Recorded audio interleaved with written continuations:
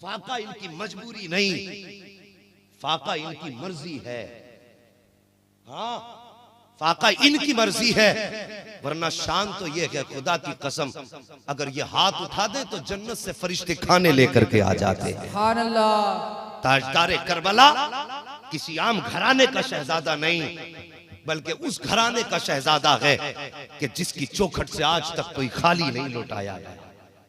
हाँ, उस घराने का शहजादा। एक दिन शहजादों ने जिद की थी ना माँ से, माँ सैयदुल अंबिया के बेटे नवासे हैं, कल ईद का दिन भी है, कपड़े भी पहनने हैं, अम्मी हमारे कपड़े कब बनेंगे, पुराने कपड़ों में ईद की नमाज पढ़ेंगे, लोग क्या कहेंगे हमारे बारे में। हजरत फातिमा कहती मेरे मुंह से निकल गया, बेटे दर्जी आता होगा तुम्हारे कपड़े सिल के लाता होगा। बच्चे थे, समझा दिया वक्ती तौर पे, लेकिन शाम को अली की आमद का इंतजार करने लगी।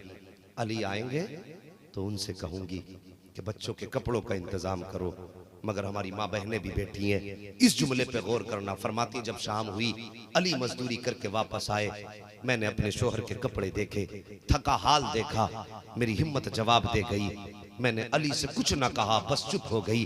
अली ने खाना खाया, अपने बिस्तर पे लेटे, कहने लगी मैंने सरताज को देखा, थक के आए हैं, मैं उनकी परेशानियों में और इजाफा कैसे करूं, ये सोच के फरमाती मैं चुप हो गई। गाली भी सो गए, बच्चे भी सो गए। जब सब सो गए ना, तो फिर फातिमा ने रब के आगे मुसल्ला बिछा दिया। सुभान अल्लाह, सुभान अल्लाह। जब सब सोए तब फातिमा ने रब के आगे मुसल्ला बिछाया। वो कहती है अल्लाह, मैंने बेटों से कह दिया कि दर्जी कपड़े लाता होगा, या अल्लाह मेरे बच्चों के लिए कपड़ों का इंतजाम फरमा दे। फरमाती है कि ये सजदे में फजर की अजान हो गई। जैसी फजर की अजान हुई, नमाज से फारिग हुई, अचानक दरवाजे पे दस्तक हुई। मैंने जाके देखा तो दरवाजे पे एक गठरी रखी थी कपड़ों की। मैं उठा के लाई, मैंने खोल के जब देखा ना, तो पूरा एक जोड़ा नाप का इमाम हसन का मौजूद था, सुभान अल्लाह। दूसरा जोड़ा इमाम हुसैन का मौजूद था। सुभान अल्लाह। फरमाती है जब मैंने देखा, मैंने अली से कहा अली क्या तुमने बच्चों के कपड़े सिलने का हुक्म दिया था किसी को? कहने लगे मुझे तो पता भी नहीं। तो आपने फरमाया इस गठरी को बंद कर दो, गिरी पड़ी चीज को उठा करके इस्तेमाल करना नबी के घराने की शान नहीं। हाँ, गिरी पड़ी चीज को उठा करके इस्तेमाल करना नबी के घराने की शान नहीं है, ये कहा। और वो गठरी लेके नबी की बारगाह में पहुंची। आका आज अचानक ये गठरी आई, मेरे नबी मुस्कुराए, फरमाया फातिमा ये गिरी पड़ी गठरी नहीं है, बल्कि ये कपड़े खुदा ने तेरे शहजादों के लिए जन्नत से भेजे हैं। सुभान अल्लाह, सुभान अल्लाह। आका ने फरमाया फातिमा इन्हें ये जन्नती कपड़े पहनाओ और इनसे कहो ये पूरे शहर में कहें कि हमारे लिए जन्नत से कपड़े आए हैं। सुभान अल्लाह। अल्लाहु अकबर। ये शान है शहजादों की, ये इनके घर की अजमत है। और साहिबो ये बचपन का जमाना और इनकी शान तो देखो। एक दिन मौला अली फरमाते, एक दिन मैं फजर के वक्त उठा, थके तो नहीं है भी आप लोग हैं, जरा सारे कह दें या रसूल अल्लाह, या रसूल अल्लाह। फरमाते मैं एक दिन फजर में उठा और मैंने क्या देखा, नबी की शहजादी जमीन पे पड़ी है। आज हमारे घरों में कितने कितने तरह के खाने बनते, कोई हिसाब है दस्तरखान के खानों का? कई कई तरह के खाने पेट भर के हम सोते हैं, खुदा की कभी याद नहीं आती। फरमाते हैं मैंने जब देखा ना, फातिमा मुसल्ले पे नीचे पड़ी है, मैंने जाकर सहारा दे के उठाया। फरमाते हैं जब मैंने कान लगा के सुना ना फातिमा नीचे पड़ी थी, तब भी फातिमा की जबान से निकल रहा था अल्हम्दुलिल्लाह, अल्हम्दुलिल्लाह, अल्हम्दुलिल्लाह। अली फरमाते मैं गया और मैंने जाने के बाद ना, मैंने फातिमा को उठाया, मैंने कहा फातिमा क्या मामला है? कहने लगी आप अली अब फाके इतने बढ़ चुके हैं कि खड़े होने की ताकत ना रही।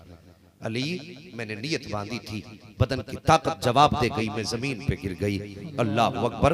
हजरत अली ने इतना सुना ऐसा लगता था जैसे अली के पैरों के नीचे की जमीन निकल गई हो। हजरत अली फरमाते मैंने फातिमा को संभाला, उठा करके बैठाया।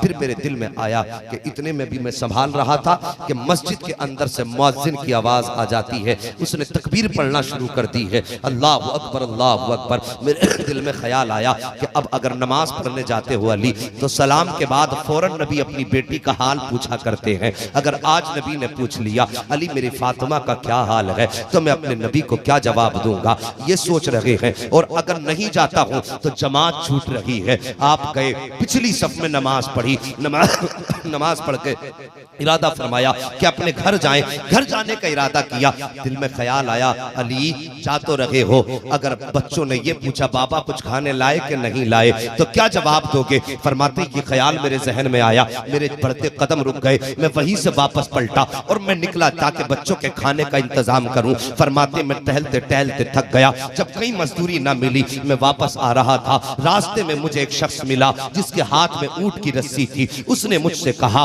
कि अली ये ऊंट खरीदोगे। फरमाते मैंने कहा मेरे पास पैसे नहीं है। कहा उसने कहा उधार ले लो, जब बिक जाए तब पैसे दे देना। फरमाते मैंने ऊंट खरीदा उधार, और उसके बाद फरमाते हैं कि मैंने उस ऊंट को आगे बढ़ के जब चला लेकर के तो दूसरा शख्स मिला। उसने कहा अली ऊंट बेचते हो? मैंने कहा हाँ। उसने 145 दिरहम में ऊंट खरीद लिया। फरमाते ये खरीदने के बाद मैंने अपने गुलाम कंबर को आवाज दी, कहा कंबर? कहा जी। कहा ये उसके 100 रुपए जाकर के दे आओ जिसने हमें ऊंट फिर उधार बेचा था। वो कहते कि मैं लेकर के गया 100 दिरहम, पूरा शहर छान मारा, हर गली तलाश की, लेकिन ऊंट बेचने वाला ना मिला। अली फरमाते वापस आया कंबर, कहने लगा अली जिसने ऊंट बेचा था उसका तो पता ना चला। अली फरमाते मैं परेशान हो गया, मैं सोचने लगा या अल्लाह अब तक तो सिर्फ फाकों का मामला है और ये अब अमानत भी आके गले पड़ गई है, इसको कैसे दूंगा? अगर दिए बगैर मौत आ गई तो फिर रब की बारगाह में कौन सा जवाब दूंगा? अली फरमाते ये सोचते सोचते मैंने कदम उठाए हैं घर की तरफ। फरमाते टहलते टहलते अचानक जब मैं घर के दरवाजे पर पहुंचा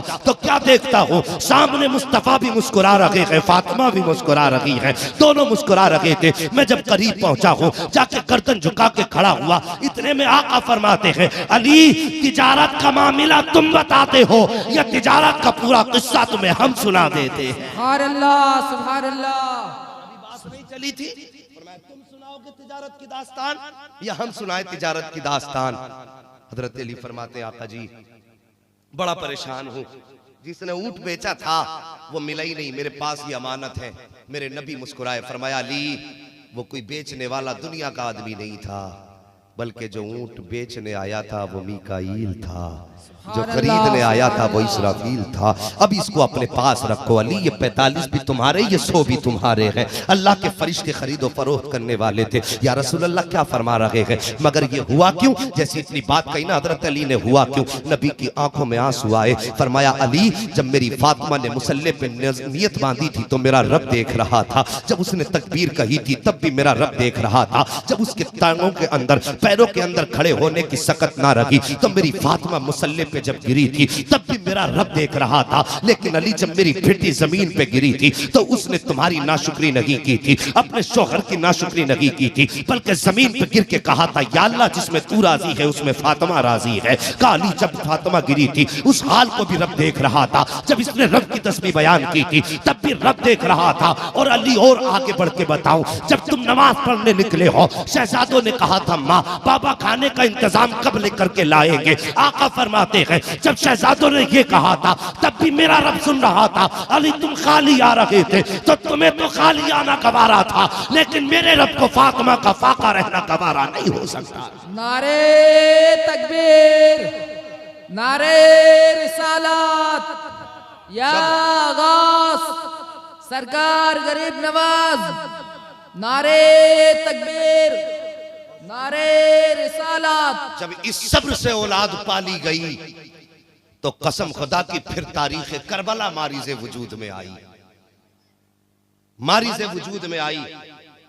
सबको पता है कि हुसैन के खेमों के रास्ते बंद किए गए, सब काफिले के पानी बंद किया गया, नहीं पानी बंद किया गया। और बंद कराने वाले कौन थे? हजरत हुर उस वक्त यजीद के लश्कर में थे। पानी बंद कराया, घेरते रहे चारों तरफ से। मेरे हुसैन को पता चला कि जिस काफिले ने हमारा रास्ता रोक रखा है उनके काफिले में पानी खत्म हो गया है। मेरे हुसैन ने आवाज दे के फरमाया अब्बास जी भाई का इनसे कह दो जिसे पानी की जरूरत है हुसैन के काफिले में आकर के पानी पी ले। ये परवरिश का नतीजा ही तो था। और उसके बाद देखिए जब मुहर्रम की 10वीं सुबह आई है ना, 10वीं सुबह, हजरत हुर की बेटी अचानक, बच्ची थी छोटी सी, खेलते खेलते इनके खेमे की तरफ आ गई। पानी कितने दिन से बंद था? 7 को बंद किया गया। 10 तारीख की बात है, तो कितने दिन हो गए? सारे बोलो, 3 दिन। पीछे वाले भी बोल दें। दिन कितने हुए? 3 दिन हो गए पानी बंद किए हुए। आई बच्ची, अचानक ना वो हजरत ज़ैनब के खेमे में चली गई। जब सैयदा ज़ैनब के खेमे में गई, फरमाया बेटी कौन हो? बच्ची को क्या मालूम बात क्या है। उसने कहा मोहतरमा, ये जो सामने वाला लश्कर है ना, इसके एक दस्ते के सिपह सालार है हुर, मैं उनकी बेटी हूं। इतनी बात सुनी ना, फरमाने लगी बेटी अगर हमारे घर में पानी का एक घूंट होता तो तुम्हें पिलाते, रोटी का एक टुकड़ा होता तो तुम्हें खिलाया जरूर जाता। बेटी हमारे खानदान का उसूल रहा है कि हमने किसी आने वाले को खाली नहीं लौटाया है। इतना कहा था ना तो बच्ची चेहरा देख रही है। अचानक इस बात के कहने के बाद मेरे हुसैन की सकीना का गुजर हजरत ज़ैनब के सामने हुआ। हजरत सकीना ने अपने दोनों कानों में 2-2 बाली पहन रखी थी। अब हजरत ज़ैनब ने कहा सकीना का जी फूफी जान का जरा करीब आओ। आई करीब, कहा जी हुक्म क्या है? कहा बेटी ये हमारे दरवाजे पे मेहमान बन के आई है, बेटी अगर तुम कहो तो तुम्हारे कानों की एक एक बाली उतार के इनके हवाले कर दी जाए। अल्लाह अकबर, वो भी हुसैन की शहजादी। का फूफी जिसमें आपकी रजा है उसमें सकीना की रजा है। हजरत सकीना ने दोनों बाली निकाली और हजरत ज़ैनब ने बच्ची के कान में डाल दी। कहा बेटी अगर कभी आना हो तो हमारे मदीने आ जाना, हम वहां आओगी तो तुम्हारी जियाफत करेंगे, तुम्हारी खिदमत का हक अदा करेंगे। ये कह के बेटी को रुखसत किया और जैसी बच्ची अपने बाप के पास गई ना, जाने के बाद बाप के सामने से गुजरी, हजरत हुर की निगाह बेटी के कानों पे पड़ी। हजरत हुर ने कहा था बेटी जब हम आए थे तुम्हारे कान में बाली न थी, ये बाली कहां से आ गई है? बच्ची ने कहा बाबा वो जो सामने खेमे लगे हैं, आज अचानक मैं उस खेमे में गई थी, उसके अंदर एक खातून थी जिनके सर के बाल सफेद थे, उन्होंने मेरे कानों में बाली डाली है और ये कह के बाली डाली थी कि बेटी अगर कुछ होता तो तेरी खिदमत में पेश किया जाता, लेकिन खाली हाथ नहीं जाने देंगे।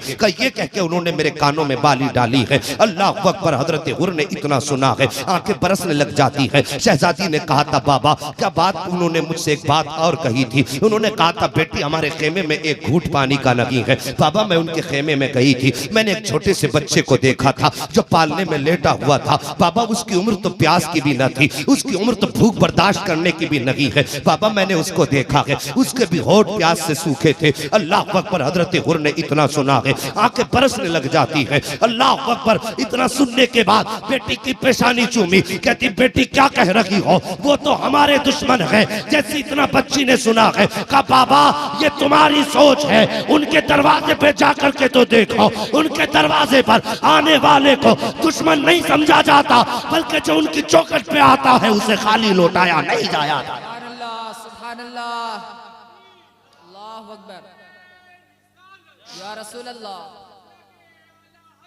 जिंदाबाद। अल्लाह अकबर, ये मेरे हुसैन का घराना है। पानी बंद करने वालों को भी नवाज रहे हैं।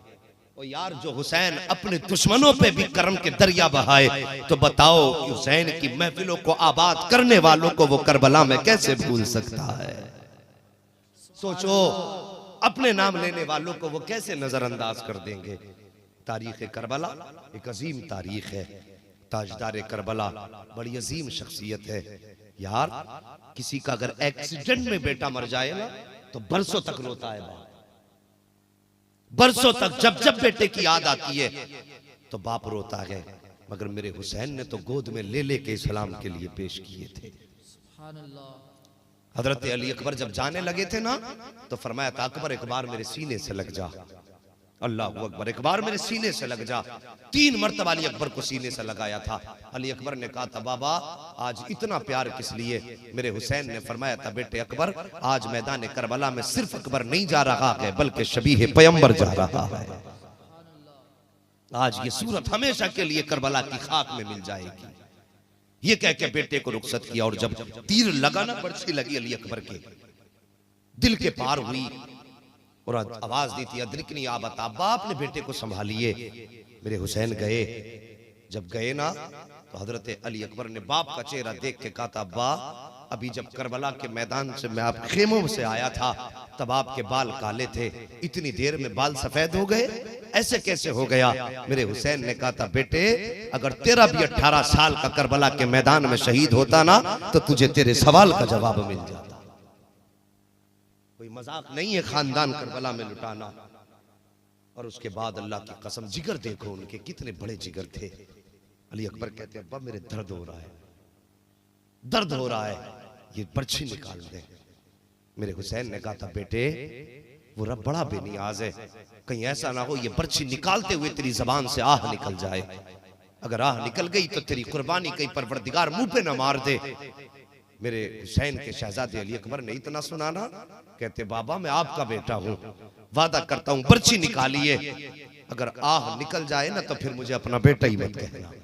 अल्लाह अकबर। मेरे हुसैन ने फरमाया वादा करता है आने निकलेगी? हाँ बाबा। मेरे हुसैन ने बेटे को जमीन पे लिटाया, एक घुटना हुसैन ने जमीन पे रखा, एक हाथ अपने बेटे के सीने पे रखा, दूसरे हाथ से यूं तीर पकड़ा, कहते बेटे जरा सब्र करना। मेरे अली अकबर ने अपनी जबान को दांतों तले दबाया है और मुट्ठी मजबूती से कसी है। और उसके बाद आका हुसैन ने जब झटका देके पर्ची निकाली थी ना तो सिर्फ पर्ची नहीं निकली थी बल्कि अली अकबर के जिगर के टुकड़े टंग के साथ आ गए थे। अल्लाह अकबर। जिगर के टुकड़े टंग के साथ आए हैं। अली अकबर ने यूं आंख खोली है, कहा बाबा मैं जवान हूं, मुझे भी खेमे लेकर के जाओगे? हाँ बेटे। कहते बाबा ये सफर कैसे कटेगा? यार सलाम करो उनके सब्र को, सलाम करो उनकी कुर्बानियों को, पूरी जिंदगी हुसैन हुसैन करते रहो तब भी उनकी कुर्बानियों का हक अदा नहीं हो सकता है। मेरे हुसैन ने बेटे को कांधे पे उठाया और उठाने के बाद फरमाते हैं ए बेटे तू कुरान पढ़ता जा, तेरा हुसैन कुरान सुनता जाएगा, तू कुरान पढ़ता जा, हुसैन कुरान सुनता जाएगा। अली अकबर ने कुरान पढ़ना शुरू किया है, हुसैन बेटे को लेकर के जा रहे हैं। आधा सफर तय हुआ था कि आवाज धीमी धीमी दबती जा रही है, दबती जा रही है, मुट्ठियां ढीली पड़ने लगी है। अभी आधा रास्ता तय हुआ था, अल्लाह अकबर की मुट्ठियां खुल जाती है, आवाज सीने में दबते रह जाती है। हुसैन समझ जाते हैं कि बेटे के इंतकाल का वक्त करीब आ गया है। मेरे हुसैन ने बेटे की तरफ से चेहरा फेर लिया। वो जानते थे कि जब मौत का वक्त आता है तो इंसान को प्यास लगा करती है। मेरे नबी ने फरमाया कि जब किसी का इंतकाल हो तो उसके मुंह में पानी डाला करो, अगर मुंह ना खोल पाए तो चम्मच से पानी डालो, अगर फिर भी ना खोल सके तो भीगा हुआ हाथ उसके होठों पे लगाया करो, हर मरने वाले को प्यास लगा करती है। मेरे हुसैन ने यूं चेहरा फेरा था बेटे की तरफ से। अगर अकबर ने आखिरी वक्त में पानी मांग लिया तो हुसैन बेटे को क्या जवाब देगा? जब हुसैन ने चेहरा फेरा, अली अकबर ने बाप का यूं चेहरा अपनी तरफ किया, फिर हुसैन ने चेहरा फेरा, तीसरी बार कहा था बाबा ये चेहरा क्यों फेर रहे हो? तो हुसैन ने कहा था बेटे मुझे डर है कहीं तू पानी ना मांग ले। अल्लाह अकबर। अली अकबर ने कहा था बाबा अगर पानी मांगना होता तो करबला के मैदान में जाते वक्त पानी मांग लेता, अगर पानी मांगना होता तो मैदान में पानी मांगता, अब इस रास्ते में पानी की जरूरत क्या है? अल्लाह अकबर। उसके बाद अली अकबर ने कहा था बाबा अब मुझे नहरे फरात के पानी की जरूरत रखी है। वो देखो सामने मुस्तफा हौज़े कौसर के जाम लेकर के आ गए। सुभान अल्लाह, अल्लाहु अकबर, या रसूल अल्लाह, जिंदाबाद, या अली, अल्लाह। उसके दिल से पूछिए नाकामियों की लज्जतें, जो मुसाफिर लुट गया हो जाके मंजिल के करीब। और साहिब हजरत अली अकबर की जैसी शहादत हुई, हुसैन ने कुरान पढ़ना शुरू किया। आज हम तुमसे पूछना चाहते हैं कितना कुरान पढ़ने वाले लोग हैं हमारे बीच? हम अपने बेटों को 2-2 लाख रुपए लगा करके इंजीनियर डॉक्टर बना लेते हैं, लेकिन 100 रुपए देकर बच्चों को कुरान नहीं पढ़ा पाते। यह अलमिया है हमारी कौम का। अगर ऐसे हाल में मौत आ गई कि कुरान पढ़ना नहीं आया तो फिर अपने रब के सामने कौन सा मुंह लेकर के जाएंगे? कुरान कोई आम किताब है? ये किताब हिदायत भी है, ज़ाब्ता हयात भी है। इसी किताब के अंदर मकसूद जिंदगी भी है। हमारा सबसे बड़ा खजाना कुरान है। एक ही तो किताब महबूब पे नाजिल की गई और वो भी हम बच्चों को ना पढ़ा सके। मैं पूछना चाहता हूं, हमने बच्चों को डॉक्टर भी बनाया, इंजीनियर भी बनाया, कुरान नहीं सिखा पाए। जरा सोच, अगर सांसें अटकने लगी, दम निकलने लगा, तो बता तेरा वकील काम आएगा या कुरान का कारी काम आएगा? जब लोग खड़े होंगे दाएं बाएं कोई पैर सीधे करता होगा, कोई हाथ सीधे करता होगा, लेकिन उस वक्त तुझे सब दुश्मन दिखाई देंगे। तेरी नजरें उस दिन ढूंढेंगी, काश कोई सूरह यासीन पढ़ने वाला मिल जाता, काश कोई सूरह मुल्क पढ़ने वाला मिल जाता, अगर कुछ ना सही कम से कम कोई सूरह फातिहा पढ़ के सुना देता। उस वक्त एहसास होगा कि हमने बेटों को कुरान क्यों ना सिखाया। और साहिबो, अपने बच्चों को कुरान सिखा लो, अपने बच्चों को कुरान की तालीम दे दो। याद रखना, अगर बच्चों को कुरान न सिखा सके तो मरने के वक्त में सिवाय अफसोस के कुछ मैसर नहीं होगा। क्या यह जरूरी है हमारा दम निकले और हमारे सरहाने खड़े होकर के कुरान पढ़ने के लिए किसी हाफिज का इंतजाम हो जाए? गारंटी है कोई? कोई गारंटी नहीं यार। दम तो निकल जाता है मिनटों में, पेट में दर्द होते होते कई घंटे गुजर जाते हैं, कोई पानी पढ़ के देने वाला नहीं मिलता। तो क्यों ना हम अपने बच्चों को कुरान पढ़ाएं, अपने बच्चों को कुरान की तालीम क्यों ना दें? मेहरबानी करो, बच्चों को कुरान पढ़ाओ। हजरत फातिमा ज़हरा जब बच्चों को दूध पिलाती थी तो कुरान पढ़ा करती थी।